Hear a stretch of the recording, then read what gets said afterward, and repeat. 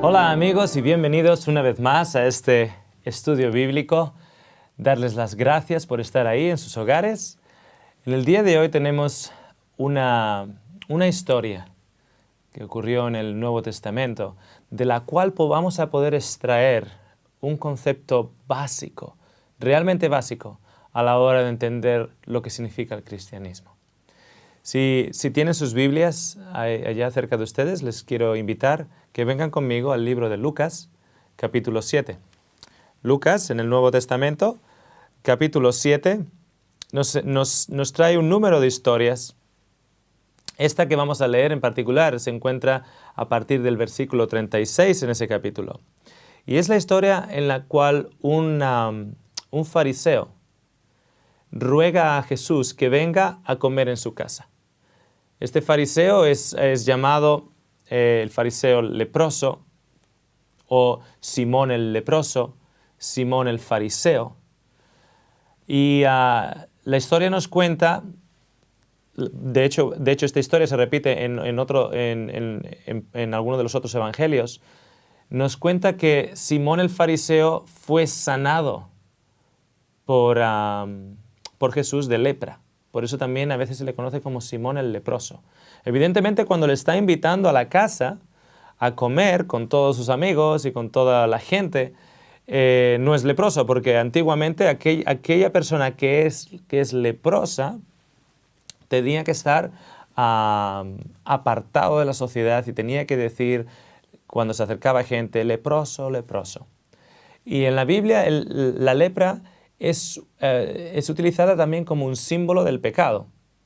Todos nosotros somos pecadores, por lo tanto, todos nosotros somos leprosos en busca de aquel que pueda limpiarnos de nuestra lepra.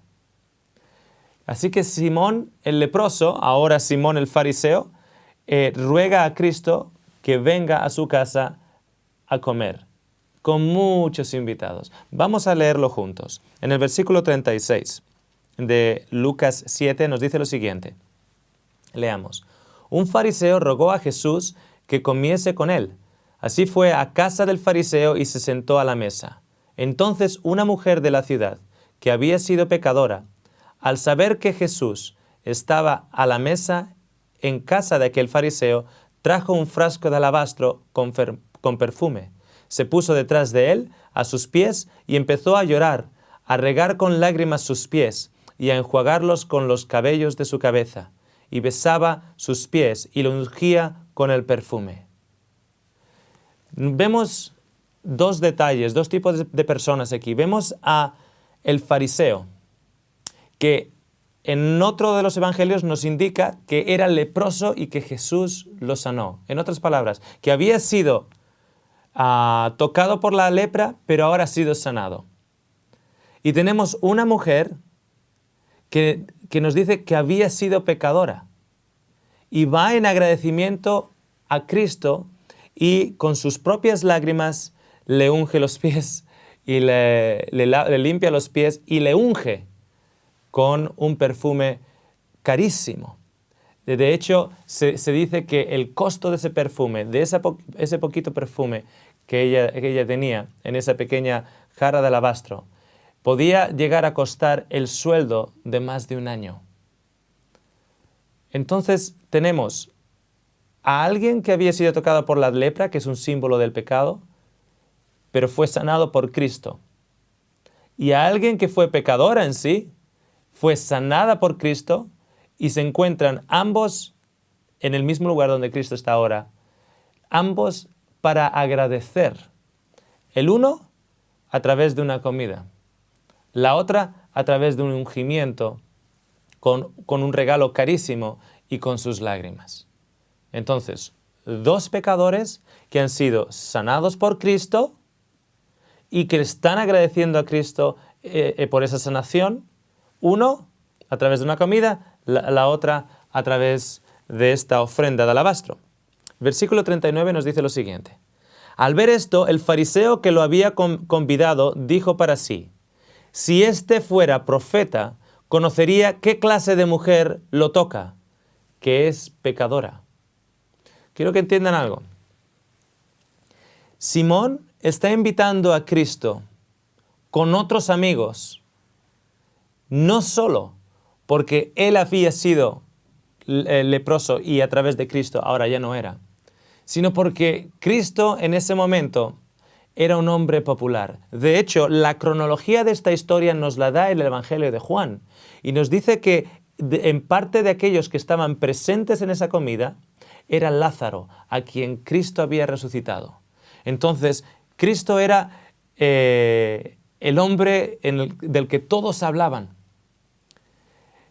Y el mismo Lázaro, que había sido resucitado de la muerte, de la tumba, estaba allá.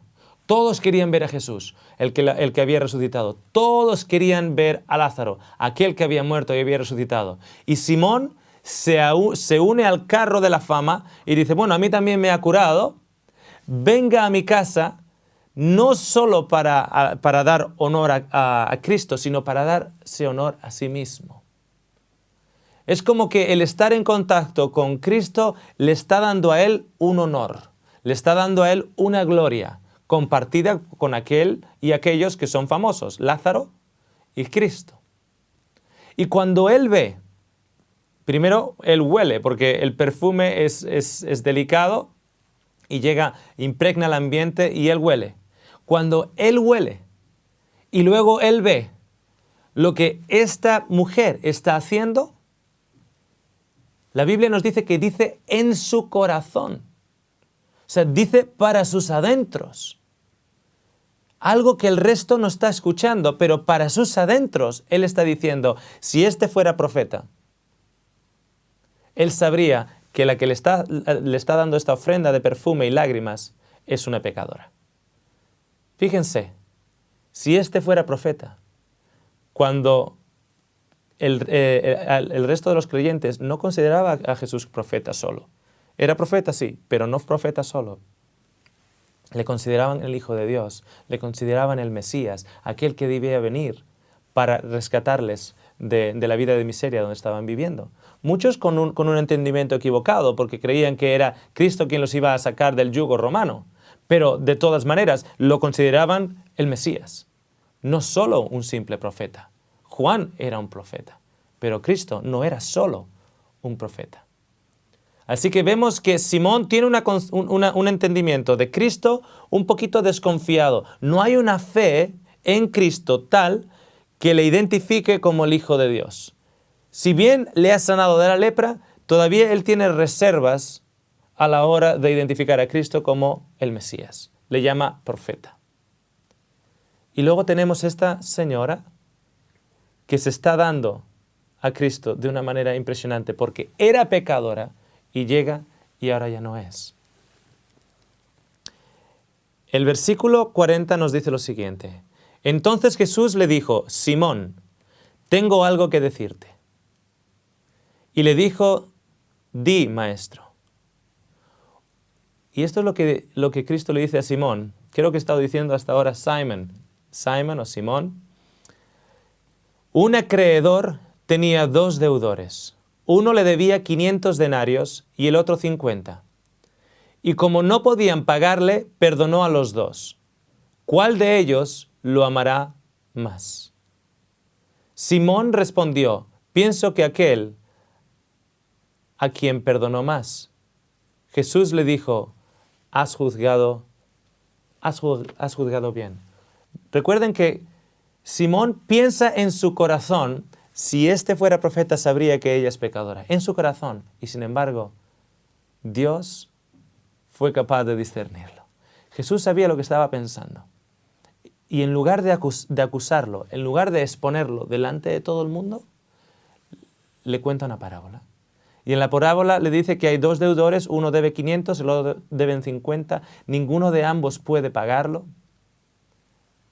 Y cuando él perdona a ambos, ¿a quién le amará más? Y Simón contesta correctamente y dice, el que más ha sido perdonado. Y dice Cristo que Simón, has contestado bien. Versículo 44 dice, y vuelto a la mujer, dijo a Simón, ¿ves a esta mujer? Entré en tu casa y no me diste agua para los pies, pero ella ha regado mis pies con lágrimas y los ha limpiado con su cabello. Tú no me besaste, pero desde que entré ella no ha cesado de besar mis pies. No ungiste mi cabeza con aceite, pero ella ha ungido mis pies con perfume. ¿Saben por qué Simón no hizo nada de eso a Jesús? Porque en el corazón de Simón Jesús no debería ser el centro de atención, sino él mismo. La razón por la cual invitó a Jesús y a Lázaro y al resto de figuras importantes en el pueblo, en Betanía, a su casa, no era para alzar y alabar a Cristo, era para estar rozando sus hombros con gente famosa y él llevar el crédito. Entonces se olvidó de besar al invitado, así como la tradición en el Oriente Medio indica, un beso en la mejilla. Se olvidó de lavarle los pies, se olvidó de ungirle el cabello. Se olvidó de eso porque el centro de atención en su mente era él y no Cristo. Y Cristo le dice acerca de la mujer, cómo la mujer ha hecho todo ello. En el versículo 47, Jesús concluye de la siguiente manera. Por eso te digo que como sus pecados, que son muchos, le han sido perdonados, ella ama mucho. Pero a quien poco se le perdona, poco ama. Y a ella le dijo, tus pecados quedan perdonados. Amigo y amiga, vivimos en un mundo de pequeños pecadores. La historia nos dice de que la persona, de hecho la tradición cristiana en el primer siglo y luego con los escritos de los primeros padres de la tradición cristiana, nos dice en comentario bíblico de esta misma historia que existía un entendimiento en el cual ese Simón, fariseo, había sido el responsable de que esa mujer, María, la hermana de Lázaro, cayera en pecado años antes. La historia cuenta de que este Simón fariseo, de una u otra manera, robó la pureza de esta joven, María de Betanía, hermana de Lázaro, años antes. De una u otra manera, no sabemos, se especula de que tal vez este Simón la tenía a ella como él era un fariseo, con dinero y casa más grande en el pueblo, la tenía a ella de limpiadora en su casa. Y que a través de ello, él robó la pureza de ella. Cuando él robó su pureza, en esa época, en esas circunstancias en las cuales estamos hablando de un pueblo pequeño, Betanía, con las proporciones de hoy en día, en las que todo el mundo se conoce, todos saben de todo. María de Betanía se tuvo que ir. La vergüenza fue muy grande y se tuvo que ir. Y se fue a un lugar llamado Magdala. Y Magdala era el prostíbulo de Israel, porque la prostitución estaba prohibida en Israel. Pero sin embargo, en la zona de Magdala era una zona de tránsito de caravanas de comercio, del Oriente Medio, pasaban por Magdala. Entonces, como tenían tanta influencia del exterior, era como una especie de cruce de caminos, también se daba, de una manera todavía sumergida, la prostitución. Y María de Betanía se convirtió en María de Magdala. Y aquellos que venían de Magdala tenían la fama de ser prostitutos. Qué curioso, porque fue Simón quien rompió la vida de esa joven doncella. Y años más tarde tiene la cara, la desfachatez de decir de ella que era pecadora. La gente me pregunta, Óscar, a veces yo doy con cristianos o he ido a una iglesia o o conozco de gente cristiana. Y Óscar, no quiero ofenderte, pero no hay amor. No hay amor en las iglesias. No hay amor en las familias cristianas. No hay amor en aquellos que se llaman hijos de Cristo. No hay amor. ¿Por qué es, Óscar? Y yo siempre les digo, según Cristo, aquel que mucho es perdonado, ama mucho. Pero aquel que poco es perdonado, ama poco. Tenemos una manera de pensar un poquito extraña, un poquito egoísta. Y creemos que yo soy menos pecador que la prostituta en la calle.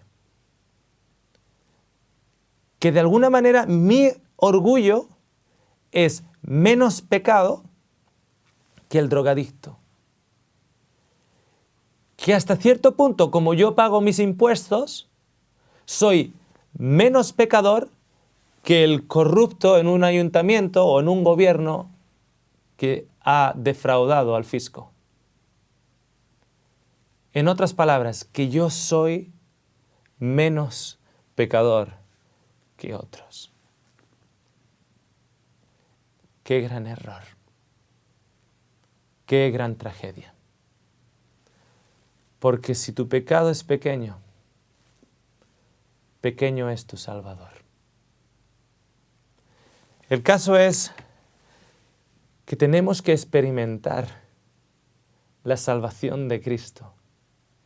Y si tú crees que tu pecado es pequeño, tú no entiendes lo que significa el pecado. Si tú crees que el adúltero de la esquina que vive en el quinto es más pecador que tú que has sido siempre fiel a tu mujer, tú no entiendes el concepto de pecado.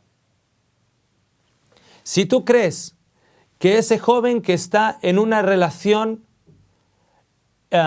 íntima con otro joven del mismo sexo es más pecador que tú, que estás enojado con tu hermano o que estás enojado con tu padre por lo que tu padre te haya hecho, tú no entiendes lo que es el pecado. Entonces, como no entiendes lo que es el pecado, tú te crees que lo único que Cristo tiene que perdonarte es esto. Al homosexual, todo esto. Al adúltero, todo esto. A la prostituta, todo esto. Al drogadicto, todo esto. Pero a mí, solo esto. Y por eso miras a otros y dices, uy, de pecador, él sí que es. Si yo pago mis impuestos, o como decimos muchos, yo no he matado a nadie. Pago mis impuestos y trabajo de 8 a 5. Dios no puede estar muy enojado conmigo. No se trata de que Dios esté enojado contigo o no. Se trata del pecado que hay en ti que no ha sido perdonado. Se trata de que si nosotros tenemos un concepto de que nuestro pecado es así, entonces tenemos un concepto en el cual el perdón de nuestro pecado ha de ser del mismo tamaño. Lo que significa que el amor que Dios ha expresado para nosotros es simplemente así. Y cuando nosotros hemos experimentado un amor de Cristo que solo tiene esta medida, cuando alguien nos hace daño y nosotros tenemos que exponer o tenemos que demostrar amor y perdón para esa persona, no podemos hacerlo. Nos resulta imposible. ¿Por qué? Porque no tenemos amor suficiente acumulado en nuestro entendimiento y nuestro corazón para dar y repartir. Cuando nosotros, a través del Espíritu Santo, somos convencidos de que mi orgullo, mis actitudes, mi desdén, mis malas palabras, las mentiras blancas, las exageraciones, lo riguroso que a veces somos, lo vago o flojos que otras veces somos. Nuestras actitudes en general son tan llenas de pecado y necesitan de la misma manera un Salvador que aquellos que han matado en el holocausto. Cuando vemos que realmente somos pecadores en necesidad de un Salvador grande. Cuando vemos nuestro pecado en su luz, es un pecado grande. Y cuando vemos que Dios, a través de su Hijo Jesucristo, ha enviado a su Hijo para el perdón de todo nuestro pecado, podemos ver que el sacrificio de Cristo es un sacrificio grande. Y si vemos que el sacrificio es grande, también vemos que el amor para nosotros es grande. Y cuando vemos que el amor para nosotros ha sido grande y que Dios ha sido capaz de darnos tanto amor, cuando alguien nos hace algo en contra, nosotros tenemos un gran pozo lleno de agua de vida del que podemos extraer. La Biblia nos cuenta la historia de un siervo que debía tal cantidad a un rey que cuando un día yo la calculé esa cantidad para pagarla con el sueldo normal de un soldado romano en aquellos entonces, ese hombre tardaría 250 años para pagarla, esa cantidad, pero ahorrando cada céntimo de ello. O sea, no tendría que pagar en alquiler, no tendría que pagar en comida. En un sueldo medio de un soldado romano por 250 años, este hombre no podía pagar. Y cuando el rey le perdona, él sale de la corte del rey, ve a otro siervo que tan solo le debe 20 euros y se olvida de lo que le han perdonado a él, 250 años de sueldos continuos, y se va a este otro siervo que le debe 20 euros y le agarra del cuello y le dice: págame lo que debes. Este hombre se olvidó de que él era un gran deudor. Y se olvidó de que era un gran deudor y se imaginó que lo único que ese rey le había perdonado realmente eran 19 euros. Entonces, si ese rey solo le había perdonado 19 euros, porque él no es tan malo, cuando vio a alguien que le debía 20 euros, no tenía amor suficiente para perdonar a esta persona. Porque en su conciencia pensaba que el rey solo le había perdonado 19 euros. Hace un par de años, mi hijo, que le encanta lavar el coche todos los viernes, vivimos en una granjita en la cual él coge el coche de un lado, no hay tráfico, entonces él coge el coche de un lado de la casa y va al otro lado para lavar el coche con la manguera. Lo podría hacer cerca de la casa, pero claro, cerca de la casa no tiene que conducir el coche y él quiere conducir el coche. Entonces, con 11, 12 años, él va de un lado de la casa al otro lado. Pero lo que yo me estaba dando cuenta es que se estaba alzando y estaba presumiendo, y cuando venía amigos, pues él me venía y me decía: papá, ¿puedo limpiar el coche? ¿Puedo lavar el coche? La única razón era pues para mostrar a los amigos de su edad pues que él podía conducir el coche del papá, etc. Llega el primo. Y cuando llega el primo tiene 2 años más que él, entonces quiere un poquito también impresionar. Así que viene y me dice: papá, ¿puedo lavar el coche? Claro que yo ya me había estado dando cuenta que se estaba alzando mucho en su confianza. Según yo le veía día tras día, viernes tras viernes, yo decía: este niño algún día va a causar un accidente porque le veo con muy poquito miedo, está cogiendo demasiada confianza. De hecho, un día fui a donde el vecino que vive a 1 kilómetro para coger unas maderas. Y yo venía con todas las maderas caminando 1 kilómetro de vuelta a la casa. Y de repente es todo un grupo de granjas donde solo hay un camino y solo hay coches de los vecinos. De repente veo que baja mi coche hasta donde yo estoy. Este jovencito baja la ventanilla, pone la mano en la ventana, me mira y me dice, ¿te llevo? Y yo dije, uy, Señor, protégelo, porque al mismo tiempo no quiero desanimarle, pero no quiero que ocurra un accidente. Bueno, llegó el primo. Él se metió en el coche con el primo y fueron a dar la vuelta a la casa. Yo me quedé hablando con el tío, con mi cuñado, y de repente escucho, había dado marcha atrás y había chocado el coche, el auto, contra unas verjas que formaban una puerta de la granja. Y la cadena había reventado, la parte de atrás estaba toda rayada, había un golpe en la puerta de atrás. Y yo lo escucho, yo no lo vi, yo lo escucho delante de la casa donde yo estaba hablando. Y lo primero que me llegó en la cabeza fue, este niño se la va a ganar. Este niño se le va a decir lo que lo estaba viendo. Esto iba a llegar. Y con toda la sangre hirviendo, fui hacia donde él, a dar la vuelta a la casa. Y cuando fui caminando, Dios me recordó una cosa. Óscar, ¿eres un gran pecador o un pecador pequeño? Dios me habló de mi orgullo.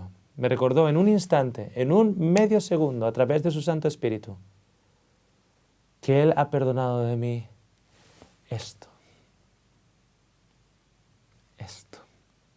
Y que su amor por mí es inmensurable.